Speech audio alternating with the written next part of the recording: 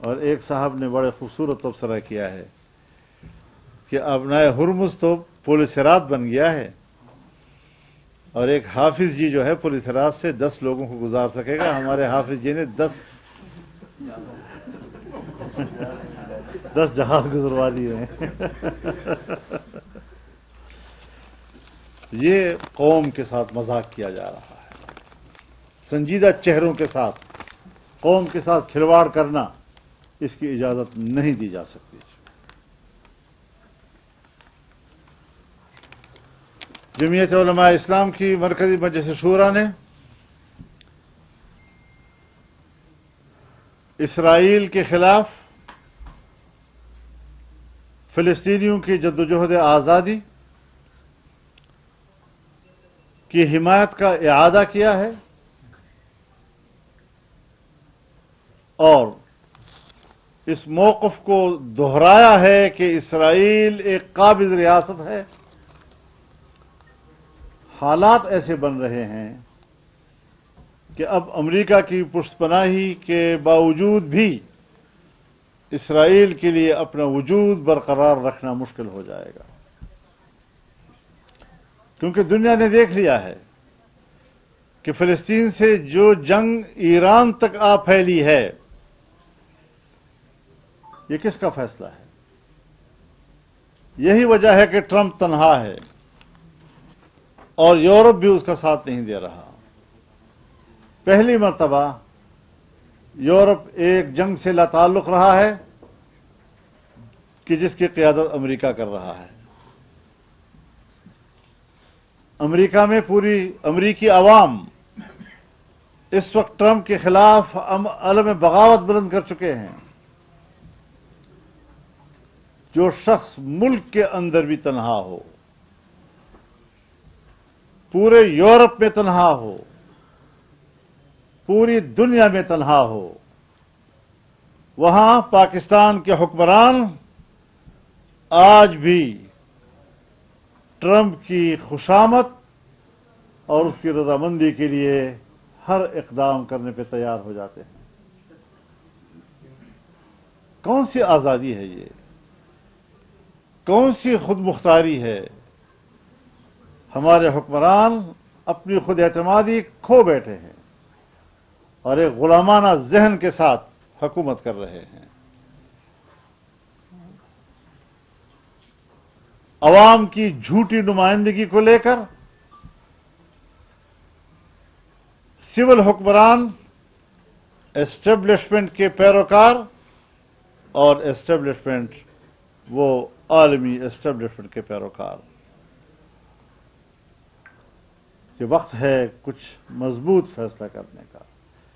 تمام وبال قوم کے اوپر ڈال دیا جاتا ہے. مصیبتوں کے پہاڑ، مہنگائی کے پہاڑ عام آدمی پر ڈال دیے جاتے ہیں. حکمران جوں کے تو عیاشیاں کر رہے ہیں.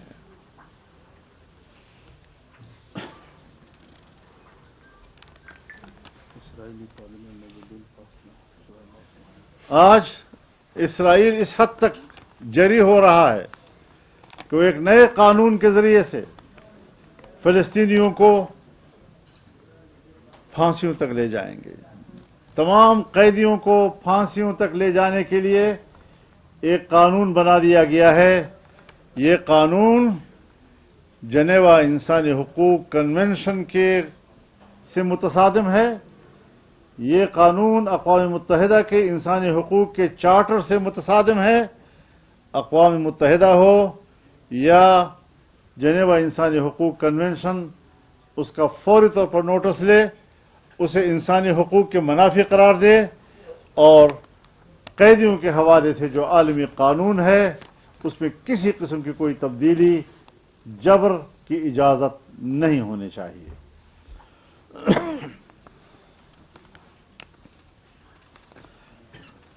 امن و امان کی صورتحال ابتر ہو چکی ہے. حکومتی رٹ ختم ہے. یہاں کی صوبائی حکومت نہیوں میں نشیوں میں،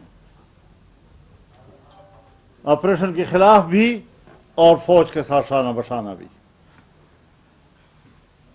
اس قسم کی ڈاواڈول پالیسیوں سے حکومتیں نہیں چلا کرتی.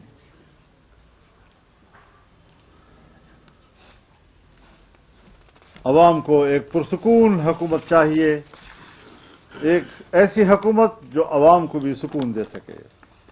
حکومت بھی مضطرب اور عوام بھی مضطرب، یہ پھر اسٹیٹ نہ ہوا، اس کو کوئی اور نام دینا ہوگا.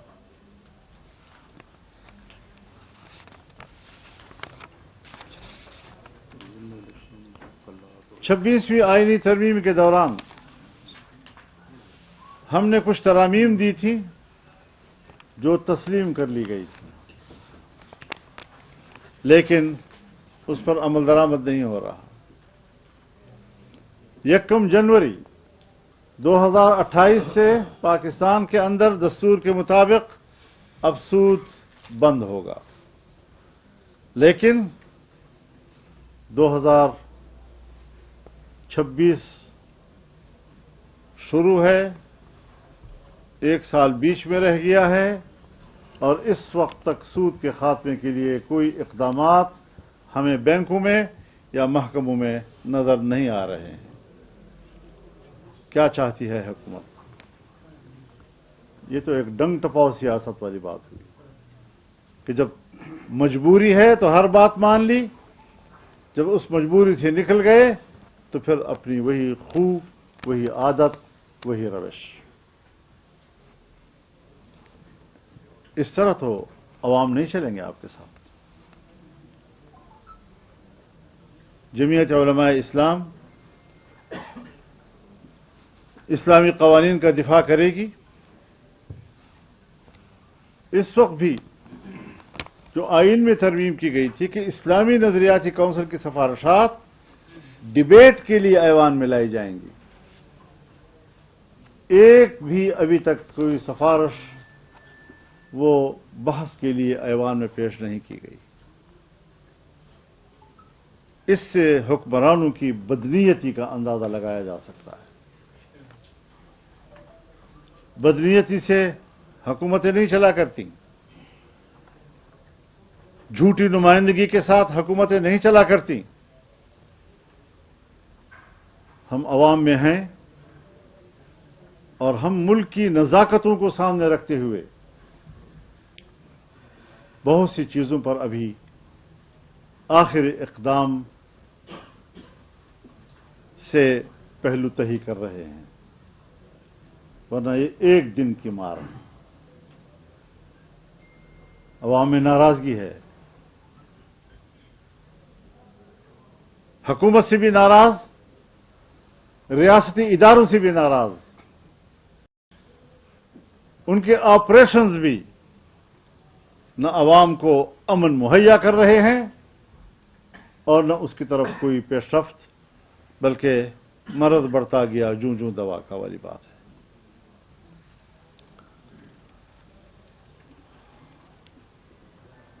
آج بھی 2024 کے الیکشن کی روش برقرار ہے. جتنے ضمنی الیکشن ہوئے ہیں، عینی شاہدین کہ آج بھی شکست خوردہ لوگ جو ضمنی الیکشنوں میں ہار چکے ہیں ان کو کامیاب قرار دیا گیا ہے.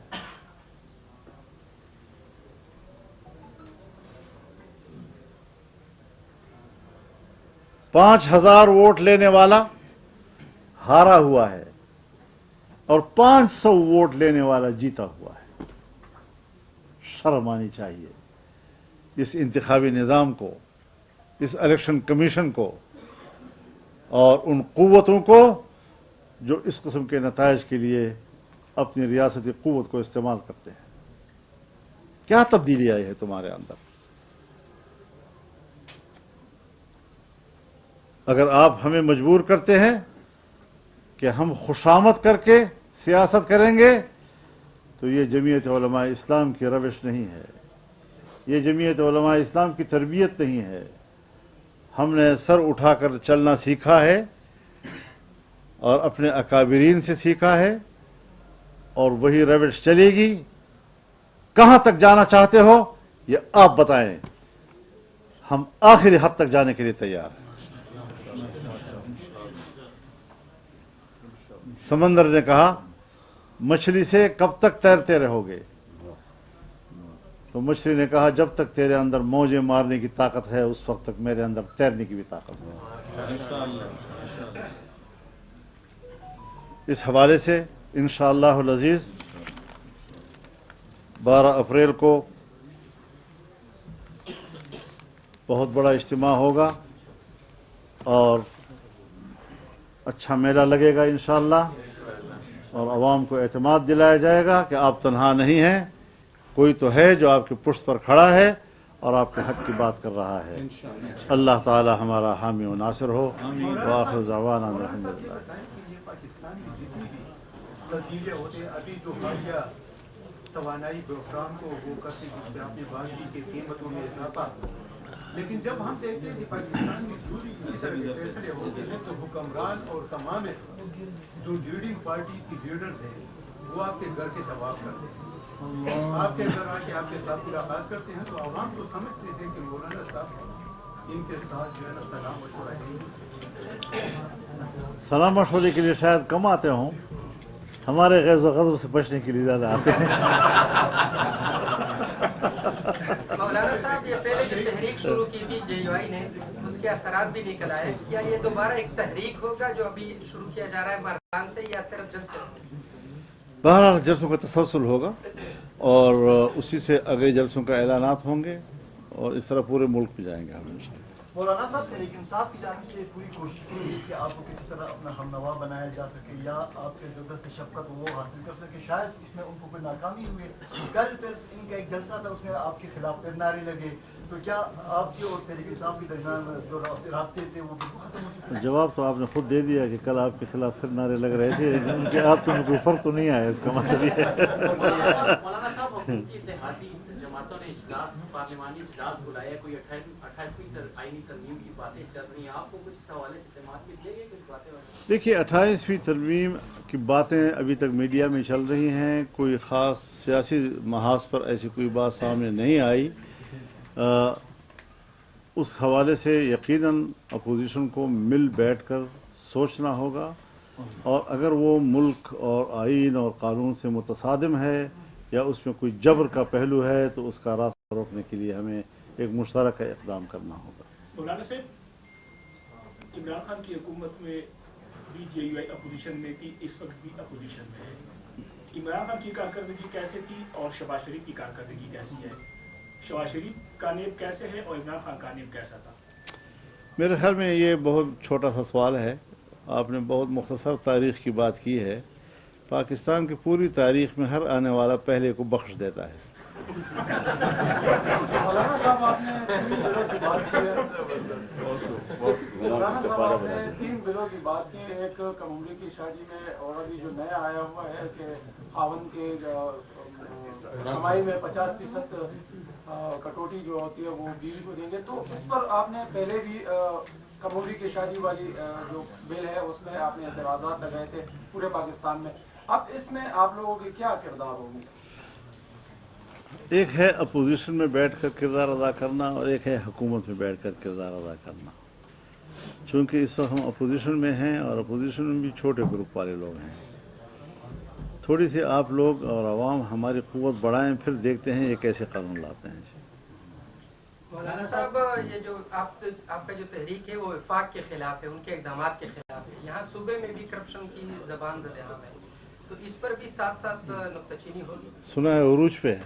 मौलाना साहब ये तो इसमें करप्शन की बात की, लेकिन हम तो वफाक की बात कर रहे हैं, लेकिन इस वक्त आप समझते हैं कि इस सूबे में कोई हुकूमत नाम की कोई चीज, क्योंकि जो हम दामाद की सूरत हाल से वज़ीर आला शुरू दिन से इस्लामाबाद में बैठा हुआ है, एक प्रश्नापन से आज भी इसी वक्त उसका ये जो आपका जहन है, जिस तरह आप सोच रहे हैं, आप सवाल कर रहे हैं सिर्फ इसलिए कि यही बात मेरी जुबान से आप निकालना चाहते हैं, तो आप ठीक सोच रहे हैं।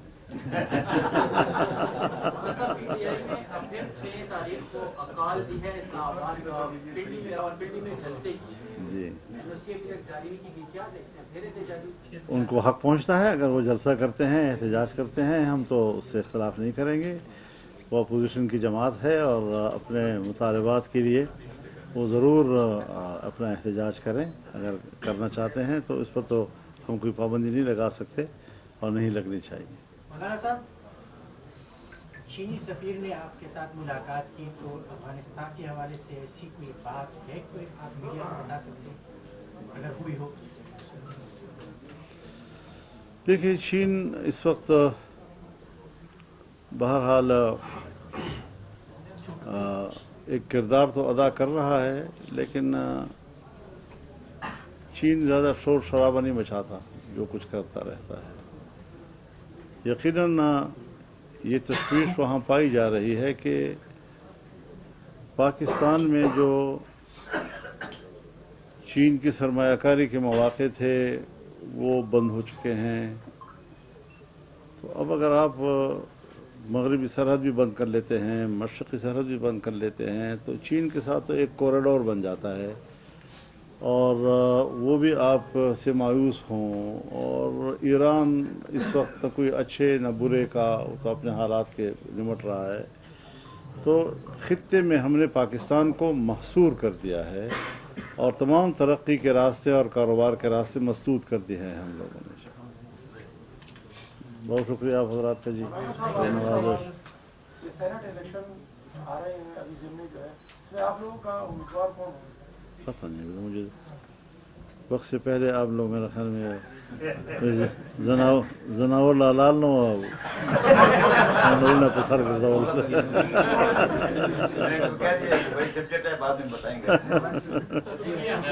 خدا حافظ. خدا حافظ. بہت شکریہ.